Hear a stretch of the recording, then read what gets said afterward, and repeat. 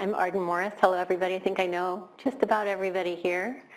I'm a professor of surgery here, been here for a little over a year and a half, and I'm a colorectal surgeon. And I'm going to talk to you today about basically about quality improvement with the exemplar of the Synoptic Operative Report for rectal cancer. And even though most of you are not colorectal surgeons, I'm thinking that you may come up with some items within your own disciplines that have some similar features. So I'm hoping it could be useful in that way.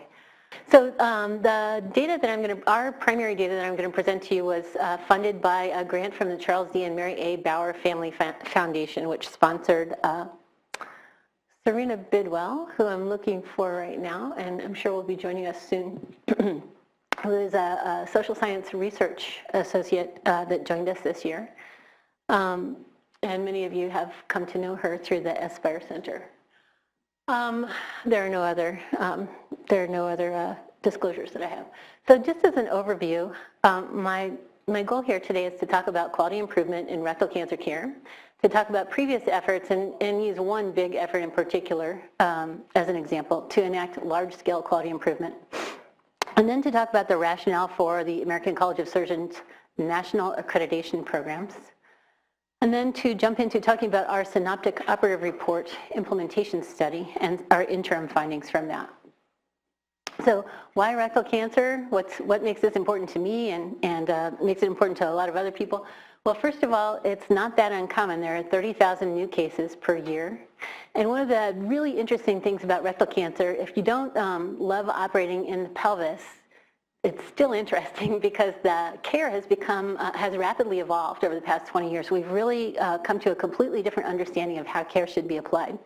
So one of the ways that it evolved about 20 years ago was the recognition that total mesorectal excision, so staying outside of the fascial planes to excise the rectum, reduced local recurrence rate from 25 to 40% down to about 5 to 10%. And this was most notably demonstrated in European studies where they have a little bit more of a lock on the population and are more easily able to measure local recurrence. That's actually not measured in the United States except for in individual centers and measured very poorly in individual centers. So we don't know what our local recurrence rates are, but we think based on some Canadian data and based on some single center data that it's somewhere in the neighborhood of about 15 to 40%, pretty wide variation there.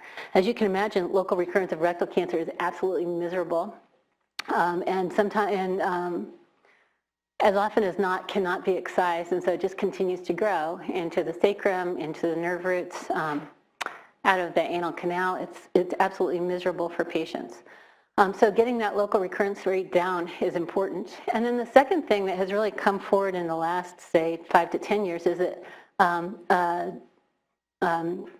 sort of organized multidisciplinary approach to care is associated with decreased mortality. We don't know exactly how much decreased. It's looking like in early studies about 15% decreased mortality at the 3-year point.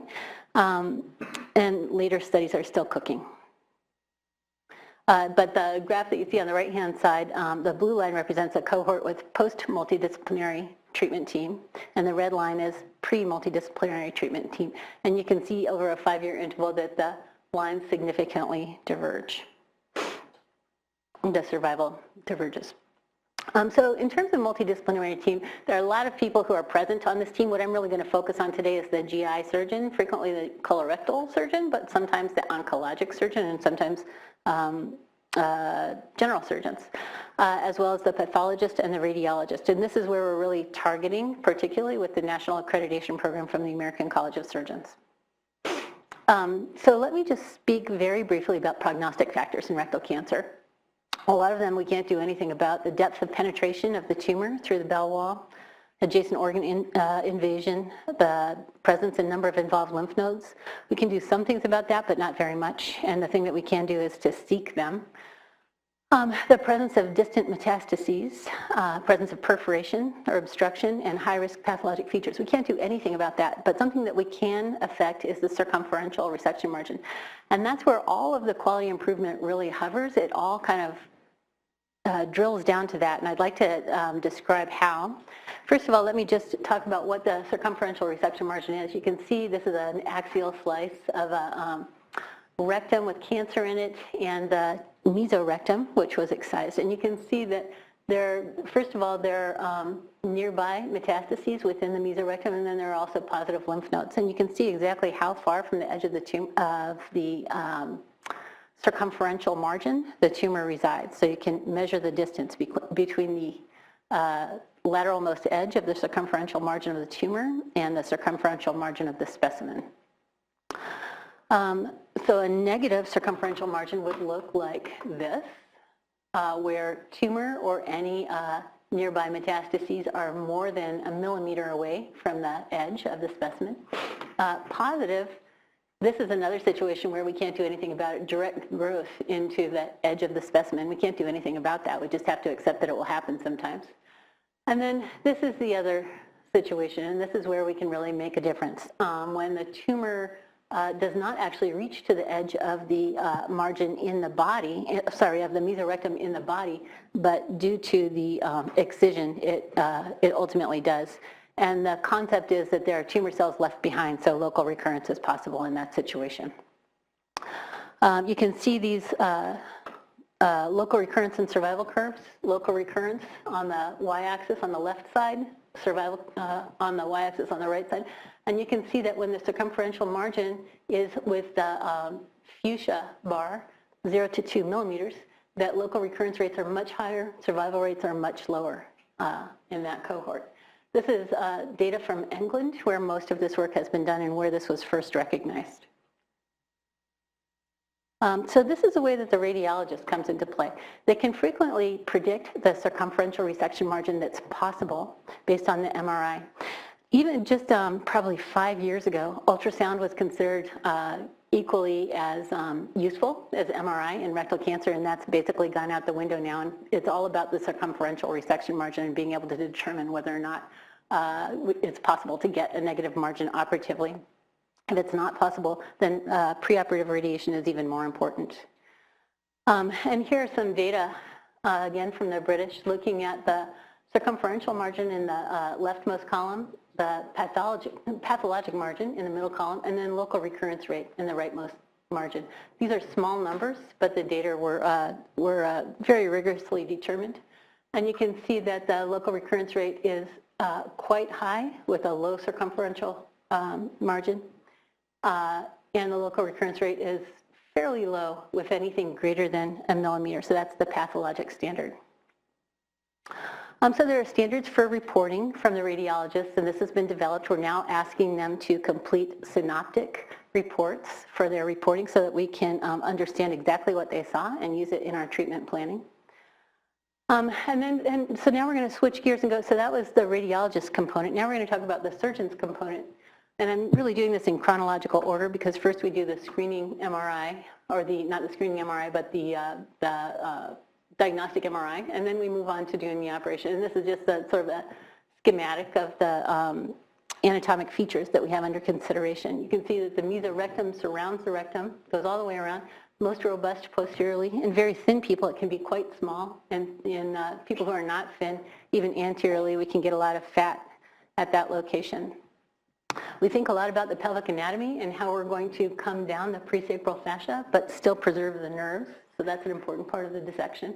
And then anteriorly, we don't want to cone in underneath the specimen. If we have a specimen, say right about here, we're not really accepting the old 2 centimeters beyond it. We're really requiring 5 centimeters of total mesorectal excision beyond wherever the tumor is. So suppose it's here, then we'd want to go 5 centimeters beyond. And ideally, we'd really get out the entire mesorectum. And anastomose to the residual rectum that's below the mesorectum, which would then get blood supply from the inferior rectal arteries. So this is sort of a schematic of what the resection margins look like, and anybody who's been in the operating room with a colorectal surgeon may be familiar with this.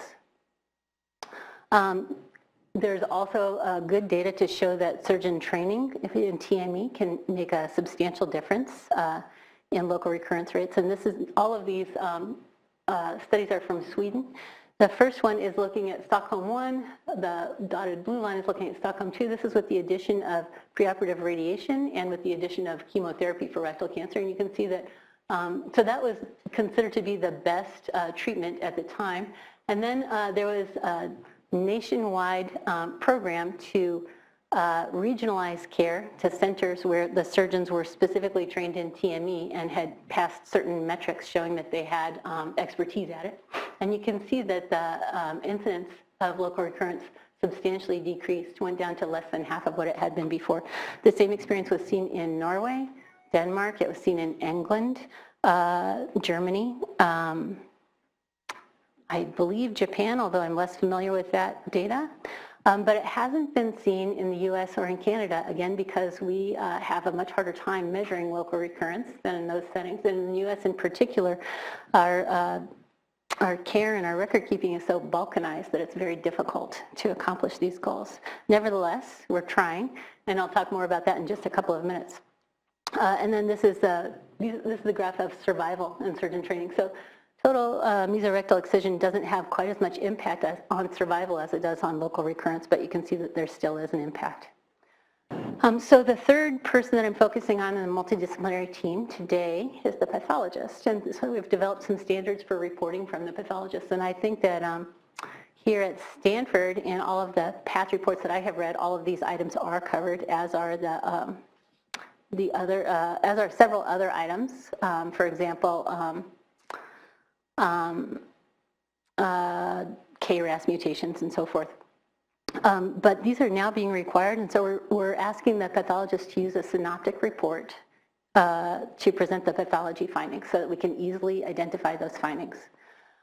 This is another thing that we're asking of the pathologist, and this is very new to a lot of places. We're asking them to grade the mesorectum that the surgeon has taken out. This is a little bit more sensitive. There are probably 10 centers across the United States that have successfully gotten their pathologists to start grading the mesorectum. But there are a lot of concerns about this. One concern is that the surgeon may not accept the pathologist's grading schema, or they may not accept the grade that's given to their specimen. So as you can imagine, it can get a little bit political. In some instances, the pathologists have reported feeling a little bit insecure or even kind of browbeaten by the surgeons. And I can tell you that in my last institution, we worked very heavily with the pathologists. We gave them a grand rounds once a year on how to grade these specimens, and we asked them to do it. But still, we noticed erosion at about the 9-month point after the grand rounds every single year. And they asked us to grade our specimens instead of them grading them. So that was something that we needed to work on. I also have to say that among many of my friends who are colorectal surgeons, we typically think that we can grade it better than the pathologists, and so a lot of times we'll do that in the operative report, but everybody is above average, so don't know quite what to make of that. But this is data from about, I think it's a little over 1,000 cases looking at local recurrence and overall recurrence.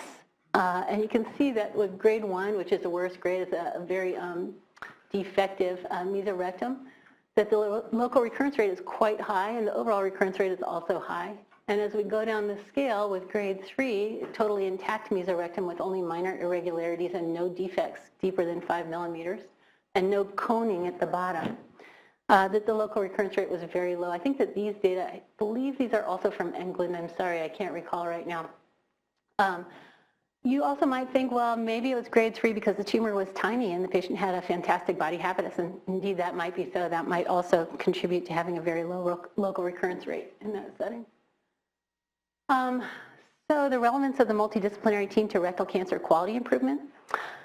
Traditional TNM staging may not accurately predict survival because of other variables like the circumferential margin.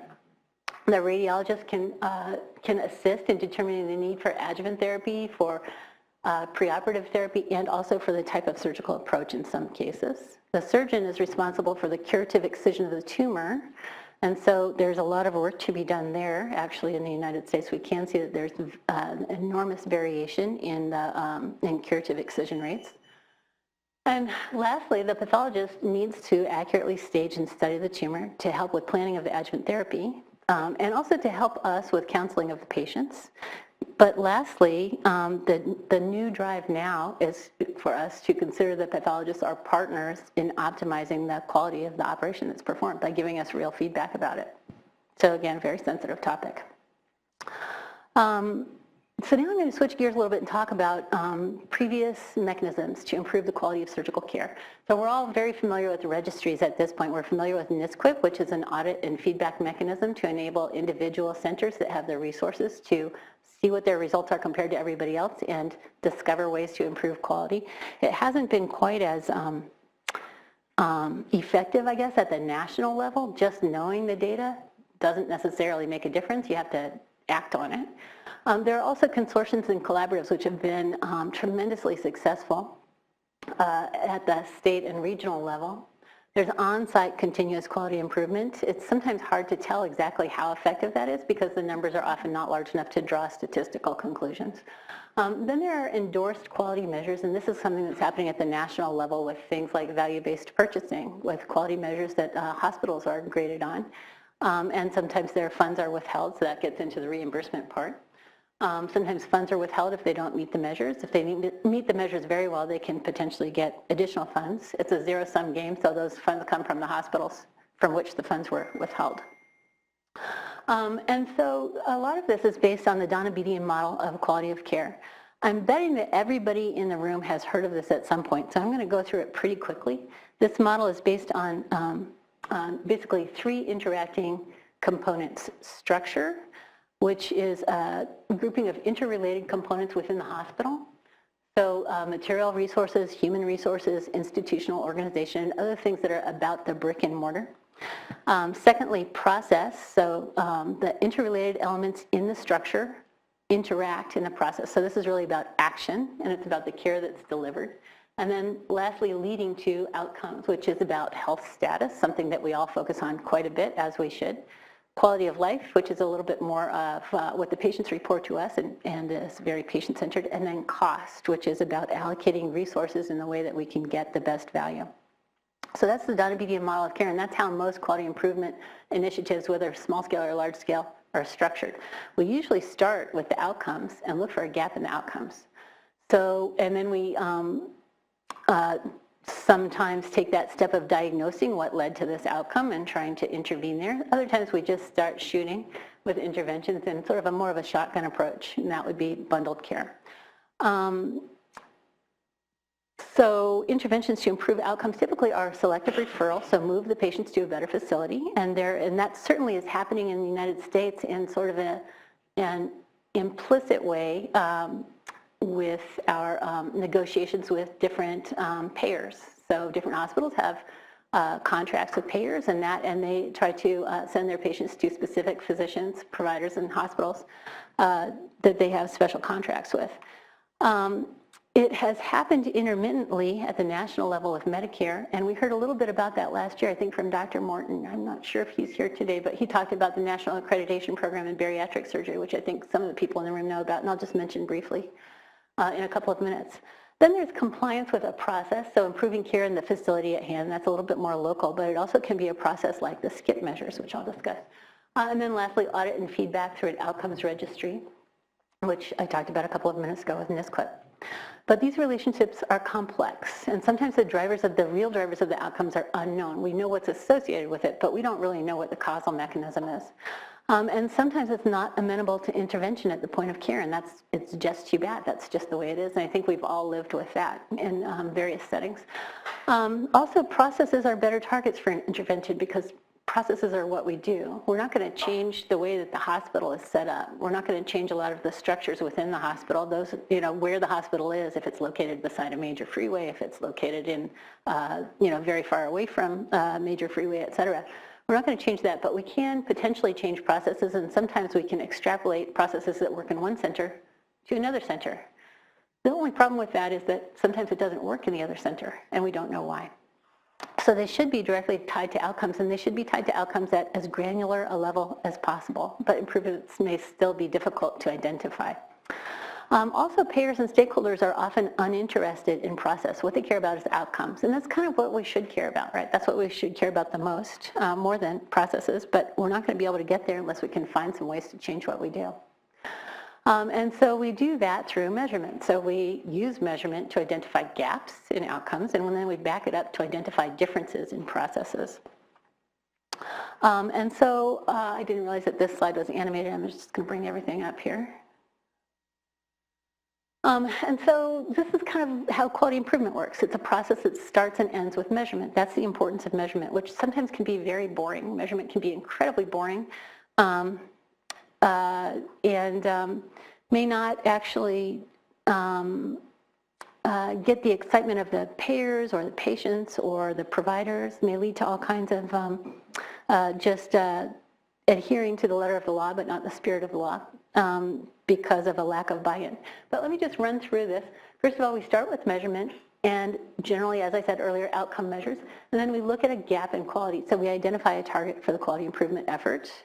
And then we construct some kind of intervention. We sort of try to back it up a little bit and look at what may produce a better result. And then we create an intervention and we implement that change to the structure or to the process. And then this is the step that I should have drawn a red line above this step because it always gets missed, and that is the post hoc quality assessment to confirm that quality improvement has happened. This almost never happens because you can imagine how discouraging it is to pump hundreds of thousands of dollars or millions of dollars into a program and then find out it's not working. Nobody wants to know that. And if you're the person that's going around telling them that, you're not going to be very popular. So let me talk about that with a specific example. Oh, sorry, I want to first talk about, let me bring all this up. This also was not meant to be animated. So let me talk about the paradox between quality improvement and accountability, because most of our efforts, it's not like there is a lot of money floating around that we can direct to whatever we want to direct it to, and therefore most quality improvement actually just shortcuts into accountability, and that's the paradox. Quality improvement is expensive, it's laborious, it's risky, as I was just mentioning. Sometimes it's very hard to engage staff who've invested a lot in what they're doing and oftentimes are totally committed to their jobs and resent the implication that they haven't been doing it right. Quality improvement is absolutely prone to disruption, especially if the rules are quite rigid and oversight is rigid and heavily top-down.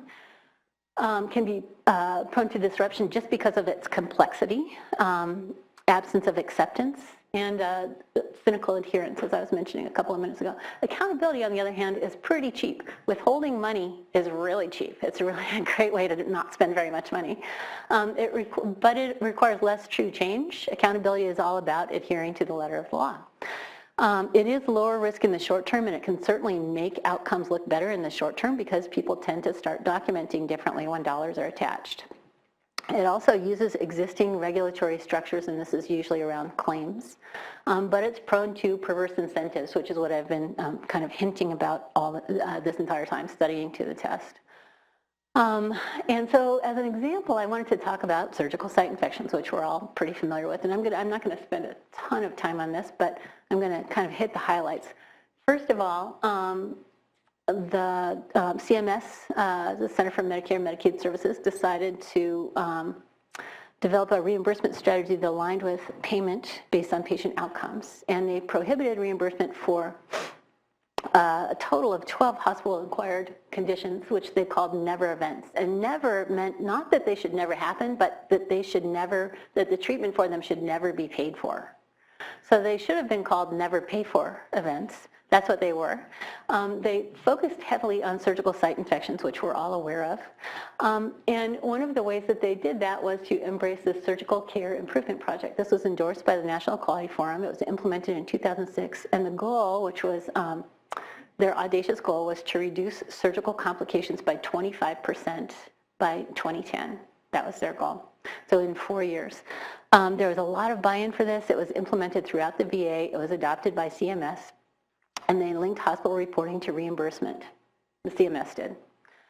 The rationale was that postoperative wound infections are common, they're adverse, and that they can be avoided. And we saw a vast variation in the rate of wound infections, so that tells you, if there's that kind of variation, that tells you that some places are doing it better than others, and the ones that aren't doing it as well might be able to learn something from the ones that are doing it better and change their ways and get better.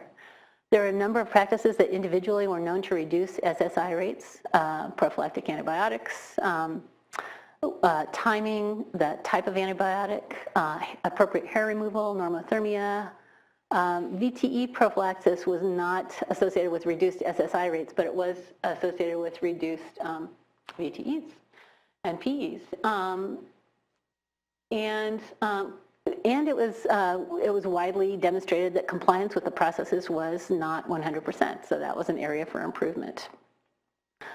But when it was applied at the national level and millions of dollars were poured into this, we didn't see the effects that we thought we were going to see. This is a paper by Dr. Hahn that looked at the complete lack of association between whether or not SCIP was adhered to. It was very highly adhered to, as you can see in the second diagram. The adherence rates really virtually topped out after a couple of years, but infection rates changed a little bit in the very beginning, as you can see from this figure right here, changed a little bit in the beginning, but then also really kind of flattened out and didn't go anywhere else. So really a lack of agreement between adherence rates to SCIP measures and reduction of surgical site infections. So this was disappointing. This was that bad news I was talking about, and there were other investigators that found similar things. There are lots of potential reasons for this. The application of the SCIP measures sort of diffused, and ultimately a lot of the measures were applied to patients that actually didn't fit the criteria, and so that changed the way that the results looked. As well, I think that in the background that care was just getting much better overall. And there was more attention to many of the unmeasured things that probably reduce surgical site infections. So in terms of important factors, there is certainly a risk of bacterial that couldn't be amenable to intervention. There's a risk of bacterial contamination due to the procedure. We certainly see this in colon and rectal surgery. The length of the procedure, could we have an impact on this? Yes, we could, but in some instances, we don't really want to have too much of an impact on the length of the procedure, because then we'll never be able to train any surgical residents. I didn't put the length of the wound on here, and I should have, because that's one thing that's made a tremendous difference in surgical site infections, changing to minimally invasive surgery. And then patient factors, which we really can't have much of an impact on unless we persuade our patients to stop smoking. That's one small thing. So in terms of performance at the baseline, the incremental process improvement didn't really result in a major impact. There was a weak association between the global process improvement, application of the entire bundle, and a better outcome. But there are lots of reasons why this didn't work, and it wasn't rigorously pilot tested before the large-scale rollout. So they didn't do that last step of beta testing at a reasonable level before they rolled this out on a large scale. It seemed too good to do that, and there was too much drive to change things in a short time, in a 4-year time period. So to establish an effective QI program, just to reiterate, quality measurement is a mandatory first step because you have to know where you're going. But it's not sufficient. So clarifying the stakeholder interests is important, understanding who the stakeholders are and engaging them, focusing on the primary goal, and then performing a post hoc assessment, which is really where I'm going to go with this talk. And then knowing that some of the factors that influence the outcomes are beyond our intervention, and there's not much more that we can do about it. So that's basically the motivation for the American College of Surgeons National Accreditation Programs. And I'm hoping that a lot of you who were here last year may remember the talk that Dr. Morton gave on bariatric surgery in the National Accreditation Programs, which is one of the areas that it hits. My perception is that the American College of Surgeons is sponsoring many different quality improvement programs because they really are highly motivated to try to hit this on multiple levels and help us nationally to provide better care and have better outcomes. One of the ways that they did this earlier on, around 2010 or so, was with a Center of Excellence program for bariatric surgery. Who remembers that? A few people. Okay, Center of Excellence program for bariatric surgery.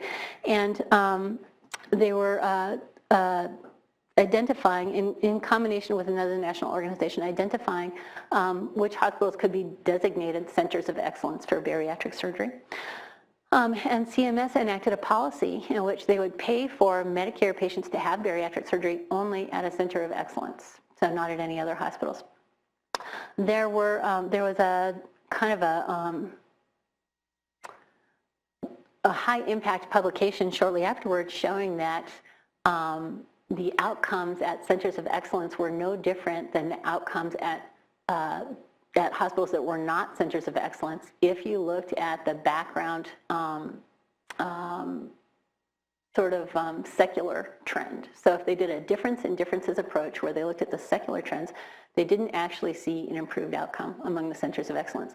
And after publication of that study, CMS withdrew their policy of paying only for Medicare patients to have their bariatric surgery at centers of excellence, and now they can have them essentially at any hospitals. There have been a few other publications since then. Dr. Azaguri published meta-analysis, systematic review and meta-analysis, I believe, was it, maybe a year ago? Yeah, systematic review, looking at ranking the quality of the data in analysis in several papers, and finding that there did seem to be an advantage to hospitals that fulfilled certain center of excellence criteria. I would say that it's possible that the jury is still out on that, but Medicare payment policy is probably not going to change, because I think that was an embarrassing episode for some, and I don't think that they want to repeat it, creating a policy and then withdrawing it. However, the American College of Surgeons has, I would say, so this is my opinion, I think that they've sort of evolved the way that they think about this into accreditation. So it's doesn't have quite the same flavor as a center of excellence, which basically designates winners and losers, but instead is about demonstrating to all hospitals, here are the goals that you should meet, and if you can meet these goals, then we're going to accredit you in this program, and then you'll be able to say, I have American College of Surgeons accreditation for treatment of this condition. So that's the way it's working for breast cancer. It's already been enacted.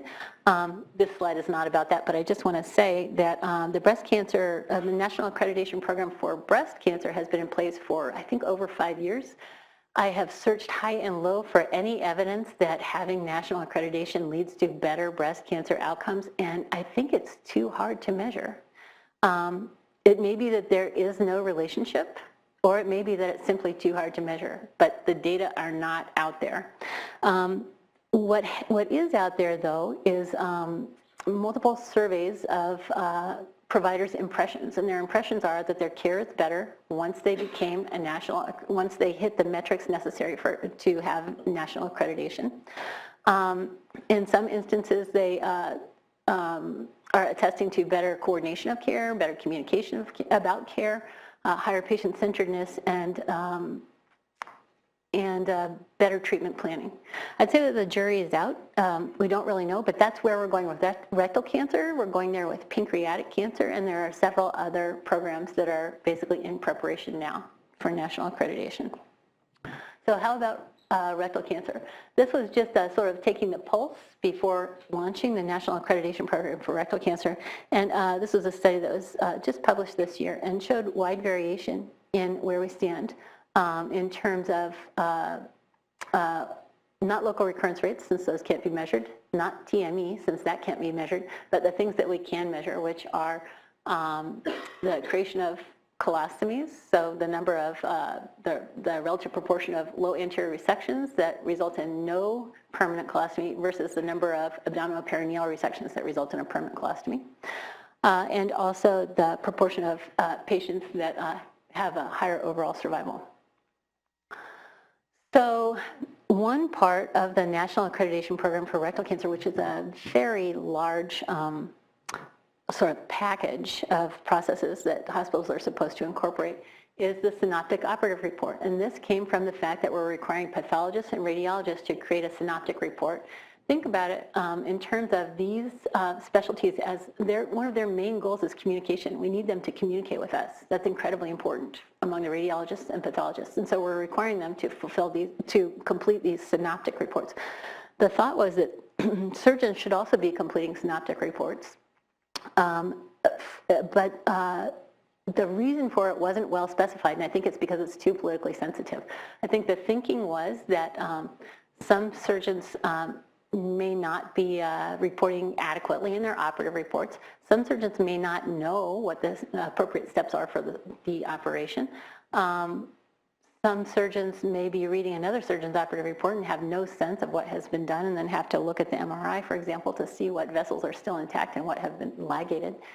So there are lots of ways that this can be a very sensitive topic among surgeons. And I think that the rationale that is provided right now, I can tell you for sure that the rationale provided by the ACS is we're requiring it from the other groups, so we're going to do it too. So I was charged with creating a synoptic operative report. And the big question I had was, what is the proof that better documentation leads to better outcomes? Nobody actually knows. And I think that the sort of presumed mechanism is that better documentation either leads to better care or leads to more accurate diagnoses, and that in turn leads to better outcomes. For example, if somebody is misdiagnosed at one stage and better documentation occurs and they're appropriately diagnosed, then their outcome will make more sense according to, for example, their stage of cancer. Also, better documentation leads to better communication, and that's a really important part of overall survival. It leads to better treatment planning, which depends on communication. Some surgeons believe that this could be a reminder or an educational tool for those surgeons that don't understand necessarily the difference between taking the IMA and the superior rectal artery. And they also provide the opportunity for audit and feedback. So there's a potential research component here and also a potential sort of almost like a supervisory audit and feedback opportunity. But it's documentation. So the only person who really knows what happened in the operating room is the surgeon. The person reading the documentation only knows what the surgeon said. And so that's one of the concerns here. This is a rectal cancer surgery checklist that we developed a few years ago when I was the chair of the quality committee in the American Society for Colon and Rectal Surgeons. And so we just started with this, and we based this on the WHO checklist that Tom Weiser was part of, and the sort of 6 steps that they broke it down into. So we started with the identification of the need for a checklist, and then we got approval from the council, from the American College of Surgeons, ASCRS Council, and we created a checklist structure. And then we moved on to assemble evidence about modifiable actions in rectal cancer care. So I'm talking about processes here. We had multiple sessions of expert and stakeholder review with a little bit of field testing, but not that much. And we incorporated changes over and over again based on this review. This took 2 years, and then we had to submit it back through the ASCRS Council because it was populated by entirely new people. Then we were going to go on to formal pilot testing, and that's when I moved to Stanford. And so at this point, the American College of Surgeons was ready to launch their NAPRC, the National Accreditation Program for Rectal Cancer, but this Synoptic Operative Report had not been pilot tested. And we persuaded them to let us do that. They also wanted to basically sort of research and approve every step in the list of things that were included in the Synoptic Operative Report. So now it's been approved twice by the ASCRS National Council and also once by the American College of Surgeons, and that's where we are right now. This is what the Synoptic Operative Report looks like. We initially wanted to include everything that should be in the operative report, but the surgeons on the committee absolutely rebelled against that, and they we ultimately got it down to this minimum number of items. So this is what it looks like in EPIC, and this is just a short, see if I can play this. This is just a short film of what it looks like to populate it.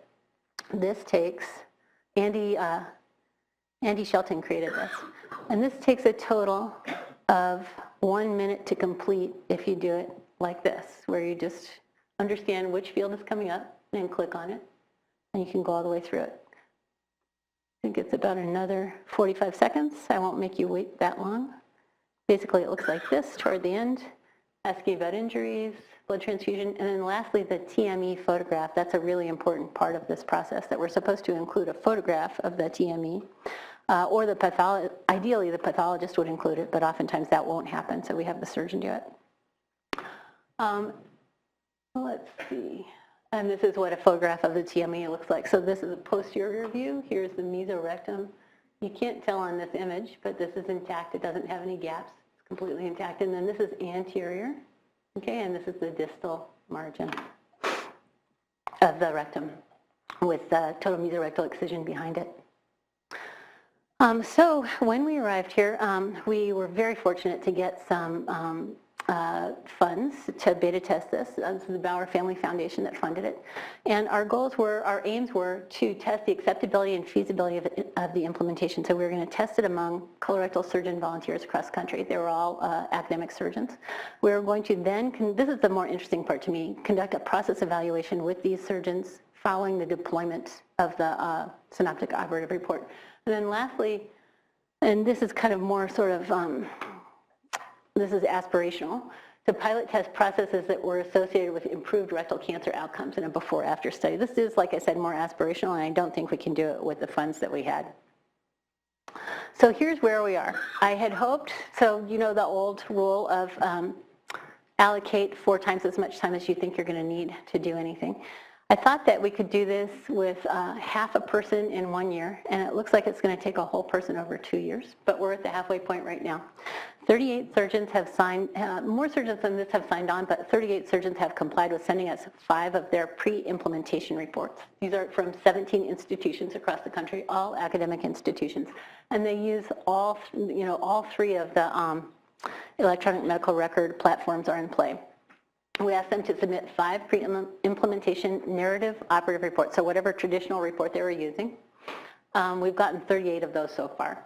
We then asked them to implement the Synoptic Operative Report and complete a survey, a 3-minute survey, I'm not kidding, about the implementation, about the feasibility, how hard was it to do this, the usability, did you find this difficult to use, and then lastly the acceptability, and that's the part that gets a little bit dicier. And then to submit a total, simultaneously to submit a total of 5 post-implementation operative reports. So far we have 17 of those. And then lastly, once they've completed all of these steps, to have a short telephone interview, and that is the process evaluation. So here's what we have, and what I want you to note here is that we had 3 items on usability. They all scored actually pretty high. Usability was high. Feasibility was not as high. Convenient to use, practical to use, fits within my practice. And that's because a lot of these surgeons had quite a bit of experience, and that we were asking them to do something new that wasn't in their usual way of doing things. We all know that our days are very impacted, and one of the ways that we manage it is to have our usual way of doing things, and we can often do it 2 or 3 things at a time because we're so familiar with how to do it. So we're asking them to do something new, and our participants absolutely hated that, even though they had signed on for this. And I have to say, I don't blame them, I hate it too, even though it takes 1 minute. And then lastly, the acceptability. And they also scored relatively high in acceptability with a couple of lower points. Improves rectal cancer surgery documentation, that didn't score as high. Should be used based on the current culture of patient safety, that also didn't score as high. Okay, the next thing that we did was to take those 5 operative reports that we had received from 38 surgeons, and we looked at whether or not they had actually included the items that are in the Synoptic Operative Report. I don't want you to read all of these items. I just want you to know that on this side are the items in the Synoptic Operative Report. This is pre-implementation of the Synoptic Report, and this is how, whether or not they included these items. So only 7%, so I'm just going to show you the top line here, only 7% of people included ASA score in their pre-implementation operative report. I never include ASA score in my operative report. It's in the anesthesia report. I can't think of any good reason to do it, but the committee voted sort of overwhelmingly to include this, and so we did. You can see that post-implementation, we range from about 95 to 100% on all of these items. That's not a huge surprise. The EPIC smart phrase leads you right through it. But pre-implementation, it was really a minority of the items that scored higher than 60%. And those were what kind of operation was done, what was the modality, that means minimally invasive versus open. Mobilization of the splenic flexures, about 70% included whether or not that was done. Presence of a stoma, 73% included whether or not a stoma was performed. All of the rest of the items on the Synoptic Operative Report were reported less than 60% of the time. This is from the qualitative interviews and the process evaluation. Now, we've only interviewed a few people so far, but we're seeing some kind of prototypes. One prototype, one prototype is described himself as a dinosaur, and then we had a couple of other dinosaurs who didn't like technology, hated documentation and felt that documentation took away from patient care and patient time. And I think probably many of us have had that sensation. Other participants were clearly digital natives and were very comfortable with completing this and embraced it in a different way. I'm going to just read you these exemplar quotes. So this is from one of the guys that would describe himself as a dinosaur. I mean, it's pretty straightforward. It's not very hard. He's talking about the Synoptic Operative Report. I mean, you know, there's nothing there that we weren't putting in our op room notes always. So this is one of the people that, so you saw all of the pink lines on that slide where there's less than 60% reporting on those items that were deemed to be critical by the American College of Surgeons and ASCRS in the operative report. And this is the perception that all of those things are already in their operative notes. This is the second participant. I don't think it's going to change our operations or the quality of our operations, but it'll certainly make it easier to review the operative data that will be required for our post-operative multidisciplinary review. So she was thinking more that this is going to be very useful to the multidisciplinary reviews in order to determine the best thing to do next for patient care. She didn't think that it would change the quality of the operations. This is a third exemplar quote. And you can see it says, I think the best outcome would be if somehow this would explode the NAPRC. You know what I mean? That if it was a bug so that no one could use the NAPRC, I think that would enhance patient care. So this is a guy who totally buys into the fact that documentation takes away from patient care. It doesn't enhance patient care.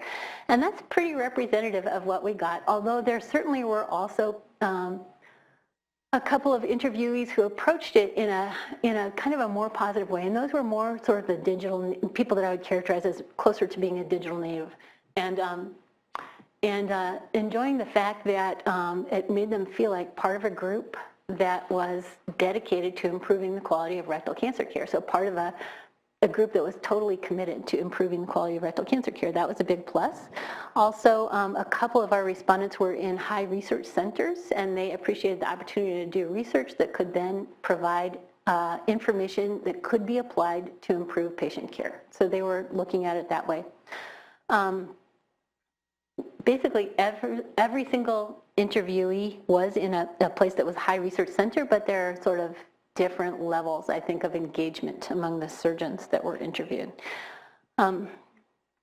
So that's kind of where I leave that. But there's one other thing that we learned, and that was that when we went on to the interview question about have you read somebody else's operative report for rectal cancer, not yours, uniformly the respondents said yes, and there are some terrible operative reports out there that don't have any of the information that we need to see.